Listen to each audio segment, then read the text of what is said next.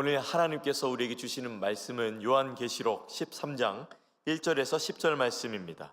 요한계시록 13장 1절에서 10절 말씀입니다.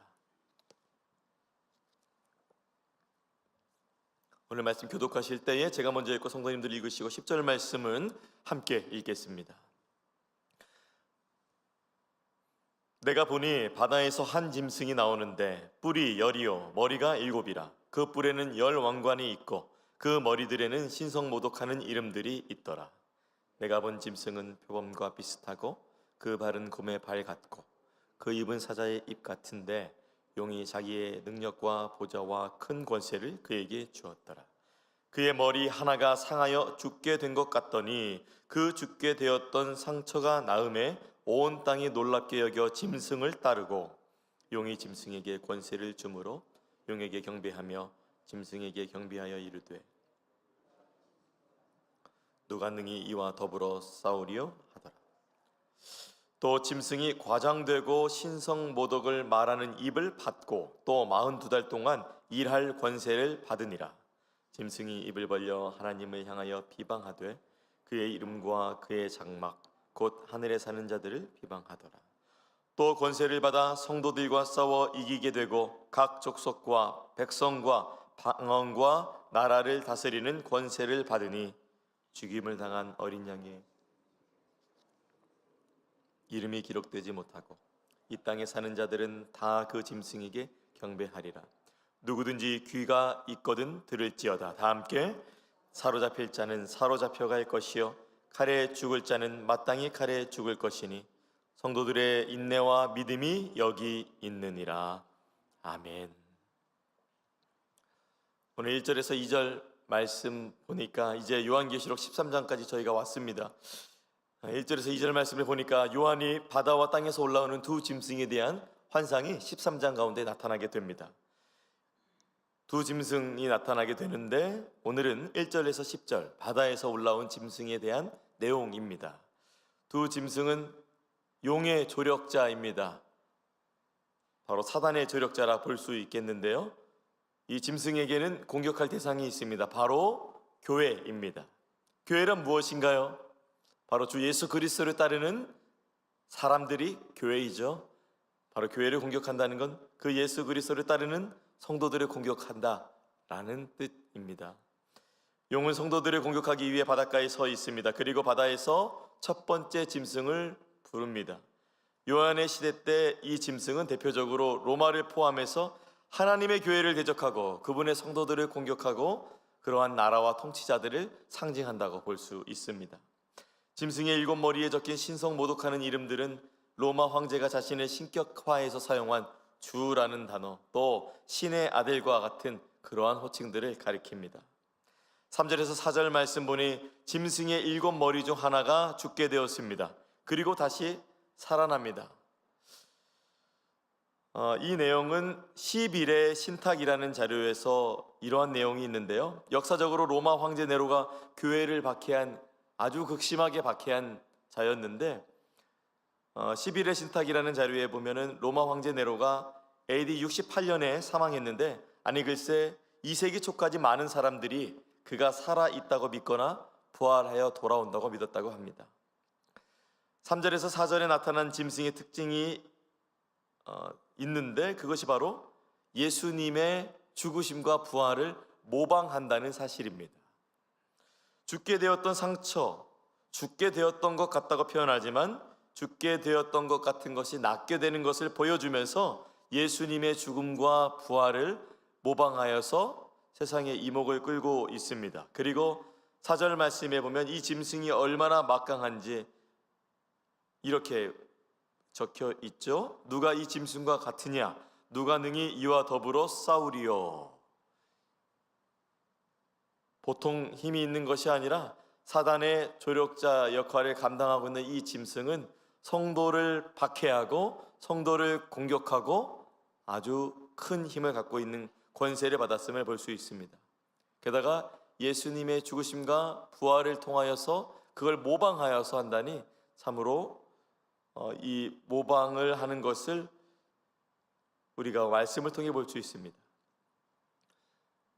서울신문이라는 곳에 보니까 짝퉁, 즉 모조품이라는 이 시장이 글쎄 97억 달러라고 합니다. 한국 돈으로는 11조 원의 규모라고 하는데요. 시장 경제의 손실액만 해도 61억 달러, 7조라고 합니다. 모조품 시장이 중국을 제치고 그 홍콩이 지금 가장 우선 앞서가고 있다고 하는데요. 품목으로는 51%는 전자제품, 스마트폰, TV, 여러 가전제품, 그리고 20%는 섬유 의류, 또 15%는 화장품, 또 잡화는 한 6%, 또 아이들 장난감도 5%나 이렇게 모방을 많이 한다고 합니다. OECD에 따르면 명품 시장 규모가 세계 무역의 2.5%나 차지할 정도로 많이 차지하고, 글쎄 저는 이 나라의 이름을 듣고 깜짝 놀랐는데 유럽 연합 내에서 이 위조품, 이 모방품에 대한 선두주자가 이탈리아라고 합니다. 그래서 김한기 특허청장은 이 위조 상품 유통은 기업 브랜드뿐만 아니라 나라의 이미지까지 훼손시키기 때문에 이것을 최소화할 수 있도록 잘 지원하고 강화하겠다라는 기사가 있었습니다. 모방, 멋져 보이고 그것을 카피해오는 기술 같지만은 그 브랜드에서 허락해주지 않는다면 위법이죠. 법을 어기게 되는 것이죠. 당연히 모방해서 어떠한 제품을 만드는 것을 원래 원조인 그 회사가 허락해 줄 리가 없죠. 오늘 말씀에서 예수님을 모방하는 이 짐승, 그리고 그것을 뒤에서 계획하고 있고 진행하는 용, 즉 사단은 하나님 앞에 큰 죄를 짓고 있습니다. 모방하고 있습니다.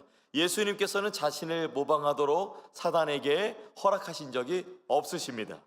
이것은 용으로 표현된 사단의 거짓된 전략, 허락받지 않고 사용하는 전략이라고 볼 수 있겠습니다.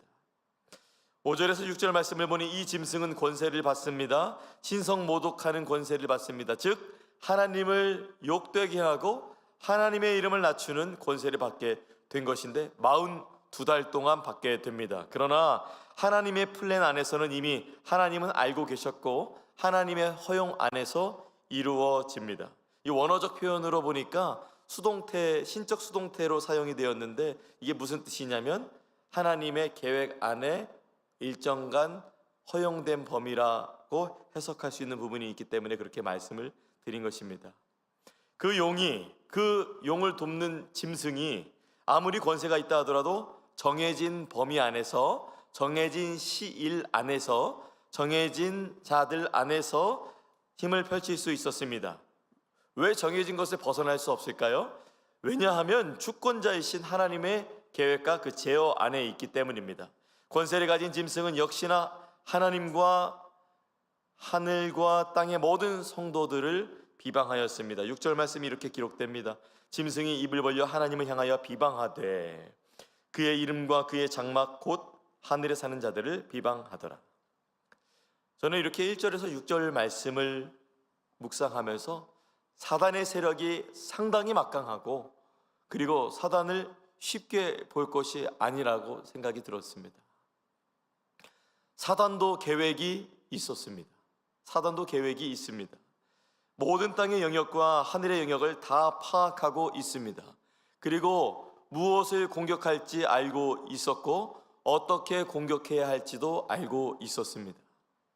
어떻게 하면 하나님의 이름을 낮출 수 있는지, 어떻게 하면 성도들의 믿음을 무너뜨릴 수 있을지 용으로 표현된 사단은 분명히 알고 있었고 굉장히 강력했습니다. 사랑하는 지구촌 교회 여러분, 그러므로 우리가 깨어 있어야겠습니다. 베드로전서 5장 8절에서 9절 말씀은 이렇게 말씀합니다. 근신하라, 깨어라, 너희 대적 마귀가 우는 사자같이 두루 다니며 삼킬 자를 찾나니 너희는 믿음을 굳건하게 하여 그를 대적하라.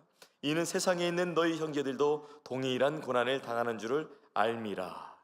그리고 우리가 10절 말씀까지 봐야 합니다. 베드로전서 5장 10절 말씀, 모든 은혜의 하나님 곧 그리스도 안에서 너희를 부르사 자기의 영원한 영광에 들어가게 하시니가 잠깐 고난을 당한 너희를 친히 온전하게 하시며 굳건하게 하시며 강하게 하시며 터를 견고하게 하시리라. 사단의 세력이 막강한 건 분명합니다. 그러나 그 세력이 아무리 강하다 해도 여러분 두려워하지 마시기 바랍니다. 왜냐하면 우리는 두려워할 것이 아니라 믿음을 견고히 해야 되기 때문입니다. 우리는 잠깐 고난을 당하나 우리는 부르신 예수 그리스도께서 그분을 전심으로 믿고 따르는 자들을 강하게 하시고 믿음을 견고하게 하실 것임을 믿고 나아가는 그분의 백성들입니다. 하나님의 강하신 붙드심이 여러분 가운데 있으며 또한 주신 믿음 잘 붙드는 여러분의 삶이 되시기를 축복합니다. 7절부터 10절 말씀 보겠습니다. 7절에서 8절 보니까 권세를 받은 짐승의 공격은 정말 강력했습니다. 성도들과 전쟁이 일어났습니다. 결과는 어떻게 되었을까요? 7절 말씀을 읽어드립니다. 상반절입니다. 또 권세를 받아 성도들과 싸워 이기게 되고, 짐승이 이겼습니다. 그러나 참으로 또한 이 짐승이 이긴 것에서만 끝난 것이 아니라 그 다음 절에는 또한 이런 일이 일어나는데요. 제가 7절 이번에는 하반절 읽어드립니다.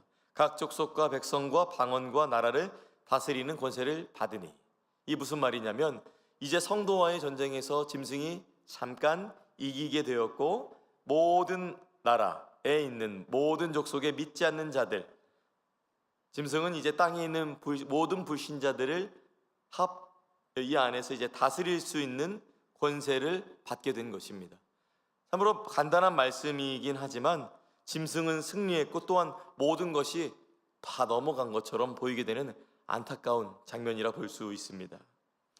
짐승이 승리한 것은 맞습니다. 성경도 그것을 기록하고 있습니다. 그러나 그 승리는 잠깐임을 기억하시기 바랍니다.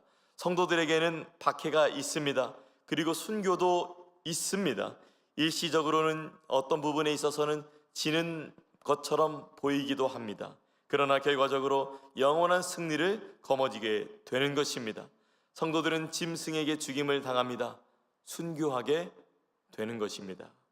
그리고 생명책에 기록되지 않은 모든 자들은 짐승에게 경배합니다. 8절 말씀 읽어드립니다. 죽임을 당한 어린 양의 생명책에 창세 이후로 이름이 기록되지 못하고 이 땅에 사는 자들은 다 그 짐승에게 경배하리라. 이러한 일이 기록되어 있습니다.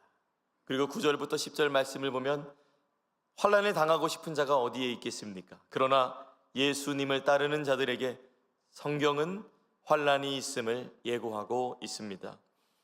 그러므로 우리가 날씨가 추워지면 두툼한 옷을 입고 준비하는 것처럼 환난이 예고된 것을 우리가 믿음의 길 가운데에 우리가 두툼한 믿음을 준비하며 주님께 기도로 아뢰어야 될 줄로 믿습니다. 9절 말씀은 당시 본문을 읽는 교회들을 향한 요한의 마음을 담고 있습니다. 누구든지 귀가 있거든 들을지어다. 성경을 읽고 끝내지 마시고 읽고 듣고 믿고 살아야 함을 말하고 있는 것입니다. 10절 말씀 읽어드립니다. 사로잡힐 자는 사로잡혀갈 것이요 칼에 죽을 자는 마땅히 칼에 죽을 것이니 성도들의 인내와 믿음이 여기 있느니라. 10절에는 그렇게 되기로 결정된 자들의 결과가 나타납니다. 사로잡히기로 결정된 사람들이 있었습니다. 칼에 죽임을 당할 것임이 결정된 자들이 있었습니다. 사로잡힐 자는 도망가라고 하지 않았습니다. 칼에 죽을 자는 피하라고 하지 않았습니다. 저는 말씀을 묵상하면서 우리가 어느 때에 있어서는 환난은 피하는 것이 아니라 당해야 하는 것이구나 라는 것을 깨닫게 되었습니다. 그리고 마땅히 성도가 구해야 할 것은 때로는 피할 길을 구하기도 하지만 때로는 오늘 말씀처럼 감당할 믿음, 인내할 믿음을 달라고 나아가는 것이 우리의 신앙의 자세임을 보게 되었습니다. 여러분에게 하나님께서 감당할 믿음 더욱 주시기를 간절히 바랍니다. 요한은 요한계시록을 읽고 듣고 살아가는 자들에게 권면하는 것입니다. 박해가 있어도 환난이 있어도 죽음이 있어도 사단에게 맞서자 믿음을 지키자, 인내하고 믿음을 지키자고 촉구하고 있는 것입니다. 하나님은 요한을 통해서 그리고 오늘을 살아가는 저와 여러분에게도 동일한 메시지를 전하고 계시는 것입니다. 또한 특별히 우리가 이 일이 예고된 가운데 다음 세대, 이 믿음의 다음 바통을 이어받아서 나아갈 다음 세대들을 위해서 더욱 기도해야 되는 것이 아닌가. 우리 젊은 부모님들이 자녀를 위해서, 그리고 그 자녀들에게 신앙의 전수가 되게 하기 위해서 나의 믿음을 지키고 그 지킨 믿음으로 신앙을 전수하는 것에 우리 부모님들이 더욱 기도하셔야 할 것입니다. 그리고 시대를 지나온 노년의 시기를 맞이한 성도님들도 또한 여러분이 깨어서 기도해 주시기를 부탁드립니다. 저는 설교 준비를 마치고 나서 아이들의 방으로 갔습니다. 두 딸의 머리를 쓸어 넘기며 간절히 기도했습니다. 세상이 더욱 악해지오니 주님, 이 아이들에게 믿음을 더하여 주시옵소서. 그리고 우리 성도님들을 위해서 기도했습니다. 여러분, 환난은 있겠지만 두려워하지 마세요. 이런 찬양이 있잖아요. 힘을 내세요, 힘을 내세요. 주님이 손잡고 계시잖아요. 주님이 나와 함께함을 믿는다면 어떤 고난도 이길 수 있잖아요. 고린도후서 4장 8절에서 10절 말씀은 오늘을 살아가는 성도들에게 귀하게 격려하고 위로하고 권면합니다. 8절에서 10절 말씀입니다. 우리가 사방으로 우겨쌈을 당하여도 쌓이지 아니하며 답답한 일을 당하여도 낙심하지 아니하며 박해를 받아도 버림받지 아니하며 거꾸러뜨림을 당하여도 망하지 아니하고 우리가 항상 예수의 죽음을 몸에 짊어짐은 예수의 생명이 또한 우리 몸에 나타나게 하려 함이라. 오늘 13장 1절에서 10절 말씀을 비춰봤을 때 여러분의 믿음은 어떠십니까? 여러분의 믿음의 현 주소는 어떻습니까? 요한계시록을 통과하면서 성령님께서 어떤 마음을 주십니까? 사랑하는 여러분은 주님의 자녀이자 성도들입니다. 아는 것을 넘어서 믿는 대로 살아가시길 축복합니다.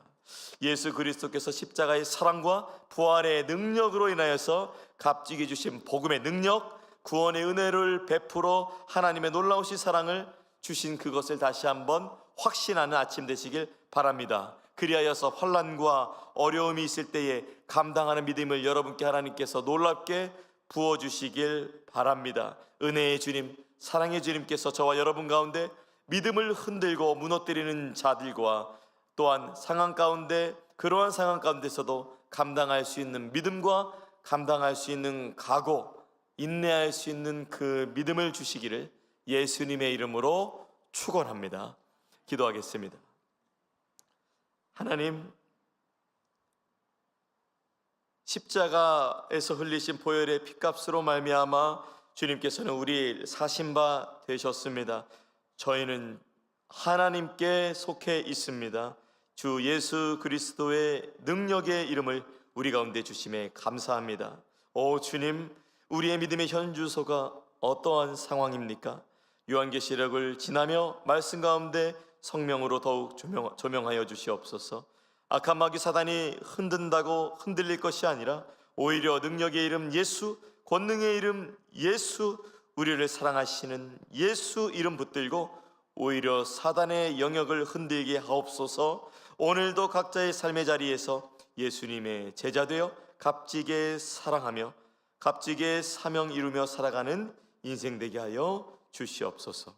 이후에 있을 모든 기도의 제목에도 주님께서 함께 하실 줄 믿사오며 귀하신 예수님의 이름으로 기도합니다. 아멘.